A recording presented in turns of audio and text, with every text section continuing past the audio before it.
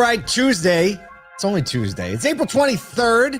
You have some fun stuff. Might get a little chippy today. We're talking about GM smiling, Tesla's fuel toggle, and consumers being over-surveyed. Is that a thing? Is it possible to be over-surveyed? Yes. My I opinion feel as though it is. But Do you feel over-surveyed? Yeah, we'll talk about it. There's so much chippiness to get after. There's a lot of chippiness on the internets right now. I mean, there usually is, but I mean, I feel like in the auto circles, there's a little chippiness. There's always a little bit of chippiness. Hey, yesterday, it was unbelievable. You had this idea in the morning to basically create a billboard for everybody that was going to ASOTU CON. And like by noon, I'm on LinkedIn and it's like, that person's going, that person's going, everybody. Oh, I see. The whole world is going to ASOTU CON. Got it. It was great. You know, so like maybe from like, hey, we want people to know ASOTU CON is going to be a thing. There's a part of it, like it started out just with the graphic, and then we're seeing it on billboards. And right. I don't know, maybe people will make their own. But hey, if you're coming to ASOTU CON, by the way, and you haven't gotten one, let us know. Just reach out. What's the best way to reach out? If you know us personally or have our just text or email. Hit us on LinkedIn. Crew at ASOTU.com. Message us on LinkedIn as ASOTU. We'll get you crew at ASOTU.com. There's a whole bunch of ways. But here's really the founding principle to why that billboard thing is authentic to who we are.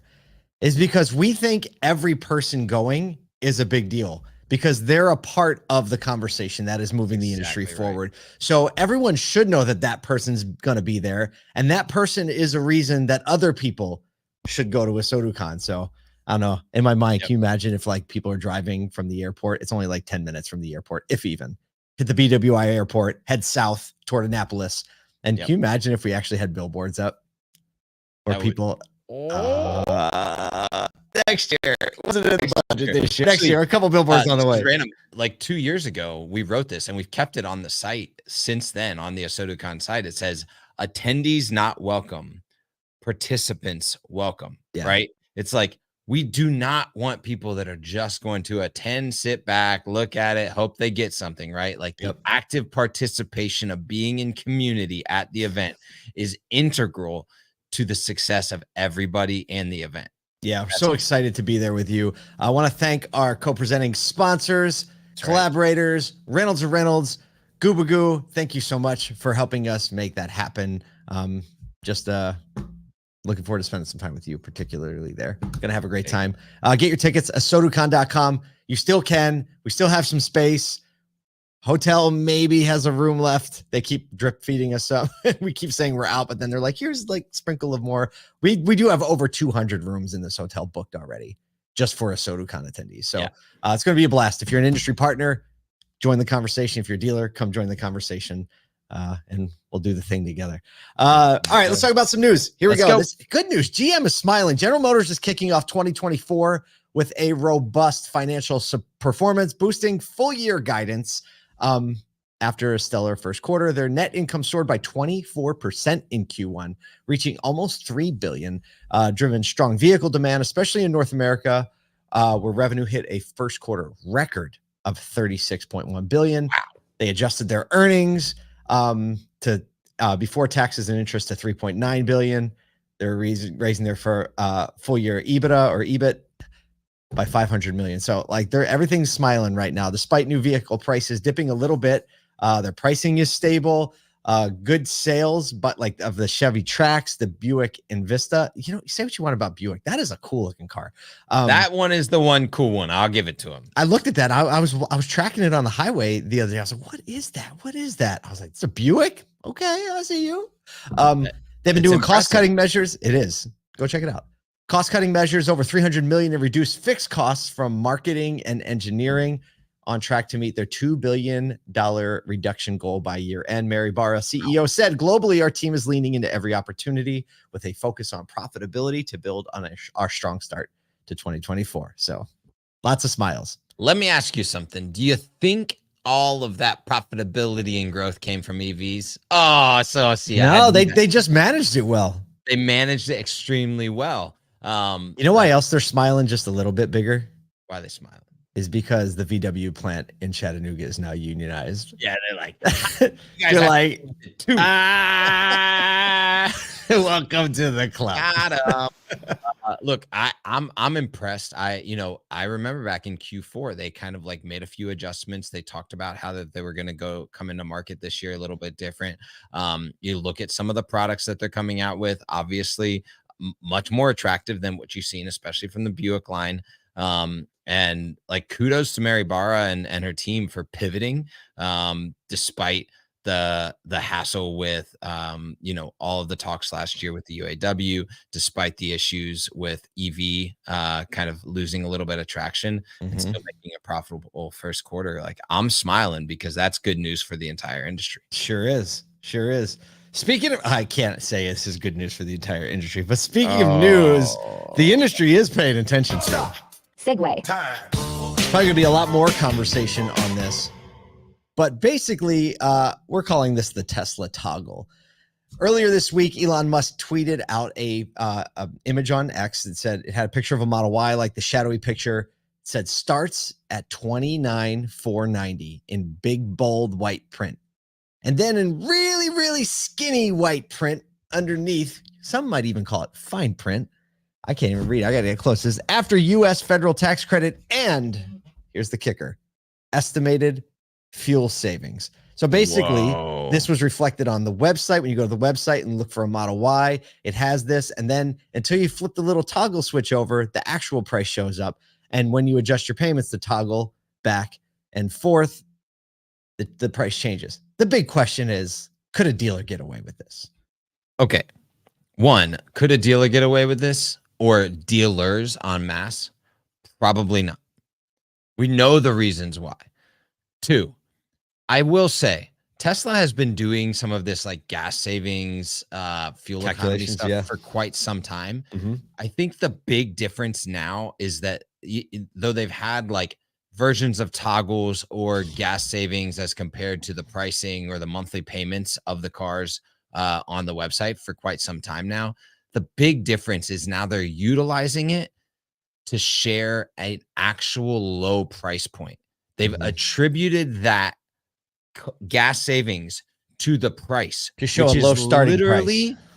Exactly why the cars rule is in place and trying to come to the table. And so this is like a mass market brand that has a lot of foothold in the political landscape, basically like holding up the middle finger to the cars rule that is still yet to be in place, but would definitely have something to say about this. Yeah, I mean, wild.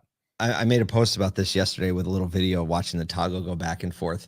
And I had a few thoughts as I was on the Tesla site going through the purchase experience. Number one, it's an amazing purchase experience. It's so easy. Let me just say, I almost bought a Model Y by mistake. It was so easy. You can. Yeah.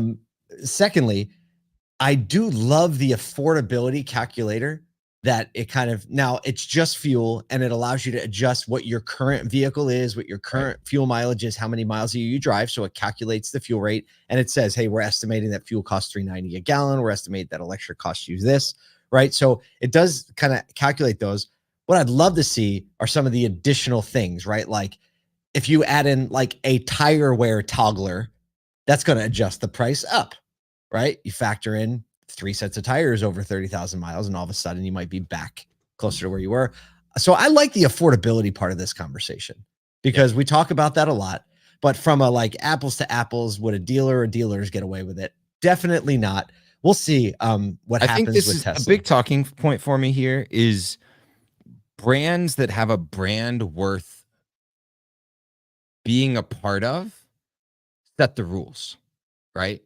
Like, well, consumers don't care. Like there were some Tesla owners that chimed in on the LinkedIn post and they were like, yes, but when you go to the next screen, everything is laid out really clearly what the pricing is, where it's coming from. And I bought that exact vehicle and I love it. And I love the brand and because they don't see it as deceptive. It was simple. It's a brand worth being a part of, not just owning. And so that sets the rules. And so like, you can do a lot under that. And yeah, there is some transparency baked in. So this is like, I look back at like when everybody was like, die Carvana, right? And it's like, what can we learn from this? What can we learn about what Tesla's built, what they've done, what they're able to do in the market? But also like, hey, Tesla, come on. I'm surprised we don't see more affordability. Todd Caputo, who a lot of you know, they used to do the fuel savings. They had something similar to this on their site years ago. And it's so you could calculate, because he might have been like, he might have bought a bunch of Malibus or something. You say, hey, these get 32 miles of the gallon, save gas and buy this new car. But I'm surprised there aren't more affordability type tools on dealer websites. Yeah, like search by affordability, right? And and I think, best case scenario for me is like, how do you inject, we have all these like insurance rate calculators that are dynamic and personalized. You've got, F&I and tax, like the data is available. So bring it all right to the customer and say, okay, what can I actually afford? What can I actually buy? Because I think customers would absolutely crave and love the idea of being able to simplify that down to like a single spot. There you go, Matt Lasher, Streamline. We're looking at you to figure this one out. Come on now. Speaking of figuring things out, Stop. Segue. Time. Let's figure it out. Let's ask everybody. We'll call this the day after email. Customer satisfaction surveys are definitely pervasive. A new Business Insider article explores whether they really help businesses or just annoy customers with constant requests for feedback. So surveys have become a standard practice across industries, obviously aiming at optimizing customer experiences for business gains, not necessarily for customer benefit. Check this. The spending on market research, specifically customer surveys, has ballooned to $80 billion annually, with a significant focus on monitoring and improving customer satisfaction metrics. Despite the intention to gather useful data, Business Insider saying the overwhelming number of surveys has led to over-surveying, making people less likely to respond, which leads to more surveys being sent out. Brad Anderson of Qualtrics, a leading player in this industry, says companies are using surveys to cling to unloyal customers. It's much cheaper to keep a customer than to acquire a new one. So there's definitely like a loyalty play, but also just a lot going on, if you go and check on the link and read in this article, basically, can you imagine being surveyed? They're like, you know what? Quality of the product is not what we're going to ask questions about. And that's, if you think about it, automotive surveys, all these stuff is about the quality of this, quality of that. They're like, no, we want to know one thing. Will you come back? Yeah. And that's, so like net promoter score, like things like that, like, would you recommend, would you return, are now like, they're saying, let's just focus on those, because that's what that really is the driver.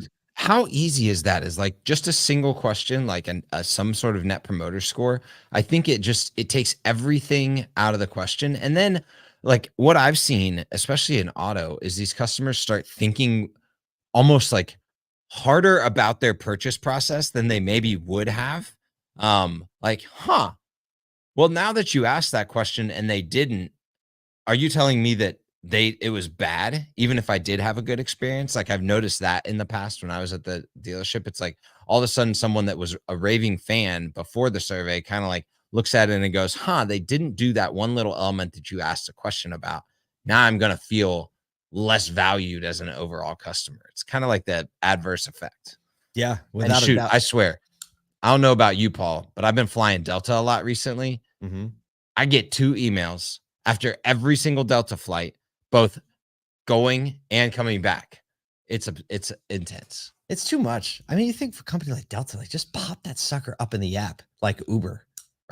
Right. Just give me a thing. Give me a feedback. 5, 4 stores, whatever you want. Right. There. Absolutely. Because you're also going to miss valuable feedback. If I had a nice flight and my flight just arrived early, or the flight attendants were really great or whatever, I'm going to give you a great review. At the same time, if something was bad, if I was unhappy about something, the charger didn't work, whatever, my bag could, whatever the complaint would be, by the time I get a survey, I'm so annoyed I'm not answering it anyway. I'm more bothered, and you're not going to get the feedback. Like, you're not going to know. Never going to happen. I don't know. Quick stuff. I think Uber's got it down. How many stars? Do you like it? Did you like the driver? Did you leave a tip? I don't know. Either way, if you're coming to ASOTU CON and you want a billboard graphic, reach out to us or email crew@asotu.com. If you don't know what ASOTU CON is, you haven't been listening, but go to ASOTUCon.com. Check out the speakers. We hope to see you there.